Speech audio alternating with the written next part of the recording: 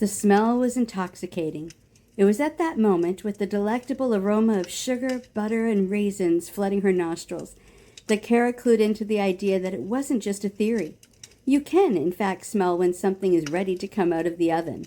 And her butter tarts were absolutely ready, baked to perfection. She almost burned her hand on the oven rack as she was removing the pan, causing her to wonder why she still insisted on using a towel and hadn't just bought herself a pair of actual oven mitts. The pastry glowed like the suntan she used to get before the world was told it shouldn't be tanning. The sweet, buttery filling bubbled, a warning for her not to dive in right away as she so desperately wanted to do. They had to cool.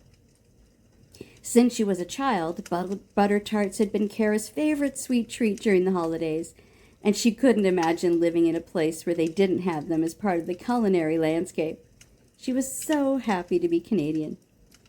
After a few minutes, Kara decided to have a taste. She may or may not have said aloud as she took a bite and sighed, "I don't know how these things can't win the competition."